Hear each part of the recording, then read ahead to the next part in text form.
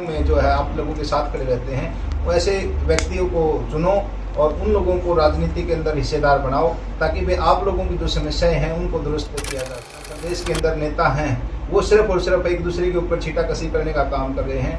आज किसी की जो समस्याएं हैं, चाहे वो मूलभूत समस्याएं कुछ भी हैं, छोटी से छोटी जो समस्याएं हैं, आज हम जींद शहर के अंदर बैठे हैं तो मैं जींद शहर के जो हालात हैं वो इतने बिगड़ चुके हैं कि वे आप यहाँ पे जो चाहे किसी भी गली के अंदर किसी भी रोड के ऊपर निकल लो तो आप लोगों को ऐसा लगेगा कि पीछे चले गए हैं। आज चाहे वो गलियों की बात हो, सीवरेज की बात हो, स्ट्रीट लाइटों की बात हो, जो पानी की पीने के पानी की समस्या की बात हो, जो गरीब बस्तियां हैं उनके अंदर ऐसे ऐसे परिवार हैं, चाहे आप रोडों की बात कर लो, आज रोडों के अंदर इतने गड्ढे हो चुके हैं कि वे एक ऑटो के अंदर बैठ करके कोई नेता है अगर वो बैठ के चल के दिखाए तो पता लगे कि वे हम मतलब किस शहर के अंदर रह रहे हैं। आज जिस प्रकार की रोड व्यवस्था होगी है, बिल्कुल खराब हालत है आज रोडों की। और उसी प्रकार से जो शहर के अन्य विभाग हैं उनके अंदर भी जो है आप देख सकते हो कि करप्शन जो है इस हद तक जा चुका है। जो आम आदमी है उसकी जो हाथ से थैला छूट नहीं रहा है, उनको कागजों के बोझ के नीचे जो है दबा के रख दिया है, वो अपने आप को कहीं ना कहीं ठगो। आज शहर के अंदर पार्कों की व्यवस्था है, आप लाखों करोड़ों रुपए का जो बजट है आप लोगों की जेब को काट करके इन पार्कों की व्यवस्था के लिए आता है, मेंटेनेंस के लिए आता है, लेकिन सारा का सारा जो है वो गोल कर लिया जाता है, जो धरातल के ऊपर कोई काम नहीं होता है। दूसरा जो आप स्टेडियम है, जो हमारे जींद शहर के जो सबसे बड़ी जो धरोहर हैं उनकी अगर आप बात करें तो वो स्टेडियम अर्जुन स्टेडियम तो ऑलरेडी ठप हो चुका है, उसको तो शहर से बाहर ही निकाल दिया गया है, एक एकलव्य स्टेडियम बनाया है, लेकिन उसके अंदर भी जो हालात हैं वो इतने बदतर हो चुके हैं। वहाँ पे जो है झाड़ियाँ इतनी हो चुकी हैं कि भाई बच्चों को खेलने के लिए खतरा बना हुआ है। जो वहाँ पे ना कोई चीज़ की व्यवस्था है, ना पीने के पानी की व्यवस्था है, ना कोई एम्बुलेंस की व्यवस्था है, ना कोई फर्स्ट एड तक की व्यवस्था नहीं है।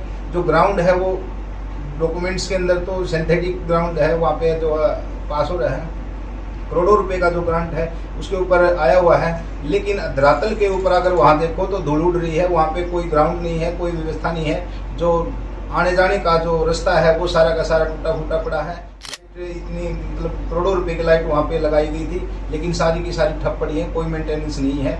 जो जालियाँ लगाई गई थी वो सारी की सारी वहाँ से उठा ली गई हैं, जिनकी वजह से वहाँ पे आए दिन जो है ना गिर गिर के लोगों की टांग बाएं टूट रही हैं। इसके अलावा की जो समस्या है, वहाँ नशेड़ियों ने अपना अड्डा बनाया हुआ है, क्योंकि अंधेरे का और झाड़ियों का लाभ उठा करके नशेड़ी जो है वो अपने जो एक गुप्त स्थान बना लेते हैं जहाँ पे वो बैठ के अपने नशे का सेवन करते रहते हैं। उसके अलावा जो अगर शहर की व्यवस्था की बात करें तो शिक्षा व्यवस्था है वो बिल्कुल चरमरा चुकी है। यहाँ पे जो प्राइवेटाइजेशन का जो है ना इतना असर देखने को मिल रहा है कि जितने भी हमारे स्कूल हैं, सरकारी स्कूल हैं, उनके अंदर प्राइवेटाइजेशन को ज़्यादा से ज़्यादा बढ़ावा दिया जा रहा है। और जो गरीब समाज के बच्चे हैं जो वहाँ पे जाते हैं, गरीब परिवारों के बच्चे, उन लोगों की जो कमर टूटने का काम कर रही है।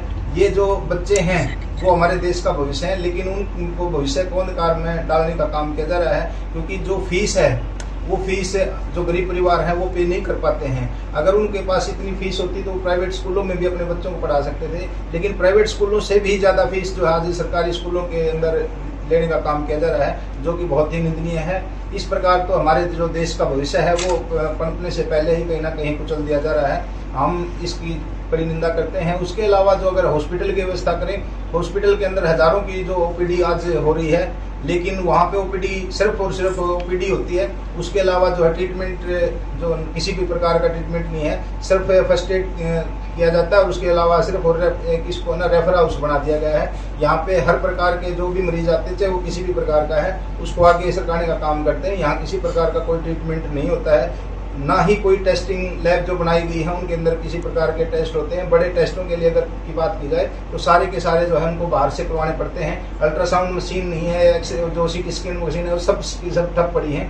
करोड़ों रुपया का जो ग्रांट आया था, करोड़ों रुपये की जो मशीनें आई थी, सारी की सारी ठप करके डाली हुई हैं, ताकि वे जो हमारी जो सरकारी डॉक्टर हैं वो प्राइवेट हॉस्पिटलों के टाई अप करके रखते हैं, वो एक दूसरे के साथ में तालमेल बना के रखे हुए हैं, उनको वहाँ पे रेफर करने का काम करते हैं, जिससे प्राइवेट हॉस्पिटलों को बढ़ावा मिल रहा है। जो आम आदमी है उसको ठगा जा रहा है। खामियां आपने जींद में गिनवाई, लेकिन विधायक ने कुछ दिनों पहले प्रेस वार्ता करके जींद के विकासों की गिनती करवाई थी। सीसी की सड़कें हैं, मेडिकल नया बन रहा है, तो आप कमियां बता रहे हैं। कमियां आप सभी जो है यहाँ लोकल साथी हैं, जींद शहर के वासी, आसपास के जींद शहर में ही आप लोग भी रहते हैं, आप लोग खुद भी देख सकते हैं कि किस प्रकार के जो हालात हैं। अगर एक भी बात गलत है तो आपका जूता और हमारा सिर होगा। हम अपनी हर बात नहीं, के लिए विधायक जी कह रहे हैं, विधायक जी कह रहे हैं, हम तो कुछ कह नहीं रहे। विधायक की बात है, अगर विधायक को अगर जानना है, अगर अपनी आंखों के आगे से पर्दा हटाना है तो हमें बताए, हम हटा के दिखा देते हैं उनको कि वे किस प्रकार का विकास उन्होंने किया है। कागजों में विकास करने से देश का विकास नहीं होता, धरातल के ऊपर जब तक काम नहीं होगा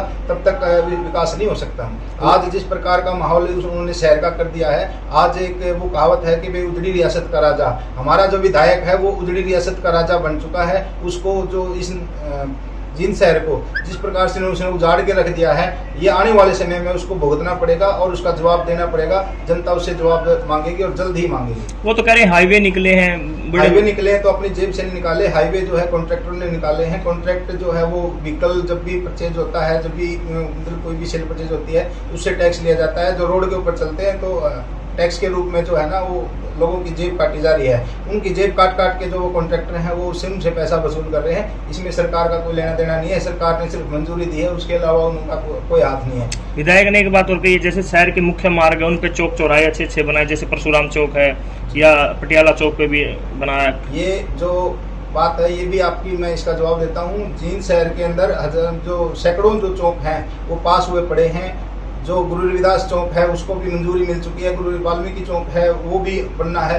जितने भी महापुरुष हैं उनके यहाँ पे चौकों की मंजूरी तो है, लेकिन उनको धरातल पे बनाया नहीं जा रहा है। परशुराम चौक के ऊपर भी बहुत संघर्ष करके जो साथियों ने उसको यहाँ पे स्थापित करवाया था। उसके अलावा जो भी चौक बनने थे उनको किसी न किसी वजह से जो है स्थगित कर दिया गया है, उनको बढ़ाया नहीं जा रहा है। एक भेदभाव जो है वो समाज के साथ में बढ़ता जा रहा है। जितने भी ऐसे समाज का पिछले 1.5 साल के आसपास से जो है ना धरना चल रहा है चौकों की मांग को लेकर के, लेकिन आज तक जो है उनकी सुध लेने के लिए कोई सरकार का आदमी नहीं आया है, जिससे पता लगता है कि जो सरकार की मानसिकता है वो कितनी गिर चुकी है और वो किस प्रकार से जो हमारे लोगों को ठगने का काम कर रही है। आपने अपने इंटरव्यू में कहा था विधायक जी अपनी कुर्सी छोड़े, हम करके दिखाएंगे, क्या प्लानिंग? मैंने ये कहा था कि भाई अगर उससे नहीं संभल रहा है तो वो छोड़ो, किसी और अन्य साथी को मौका दो। मैंने ये नहीं कहा था कि भाई मेरे को मौका दो, मैंने कहा था कि अगर उससे नहीं संभल रहा है तो आप किसी और को मौका दो। नहीं संभलता तो छोड़ो, क्या जबरदस्ती है इस चीज की? नहीं करना चाहिए जबरदस्ती, क्योंकि ये जो प्रदेश जिस शहर के अंदर वो राजा बना बैठा है उसकी प्रजा की जो है ना उनको चिंता होनी चाहिए, उसके जो तकलीफों की बात है। इसलिए अगर उनसे नहीं संभल रहा है तो किसी और साथी को मौका देना चाहिए, हमने ये कहा था। ठीक। सबसे पहले तो आप सभी पत्रकार बंधुओं का स्वागत। मेरा नाम दिनेश सुराण है, गाँव कनेला है। साथियों, आज़ाद समाज पार्टी जब बनी और आपने एक चीज़ देखी होगी उसके साथ ब्रैकेट में एक नाम लिखा हुआ है काशीराम, तो इसका मतलब आज़ाद समाज पार्टी का जो गठन किया गया था वो मान्यवर काशीराम की विचारधारा पे किया गया था। और मान्यवर काशीराम की विचारधारा थी किसान, मजदूर और शिल्पकार, जो इस देश की अर्थव्यवस्था की रीढ़ की हड्डी है, वो बिल्कुल कमजोर है। वो अक्सर पेन का उदाहरण देते थे कि 80 से 90% जो काम है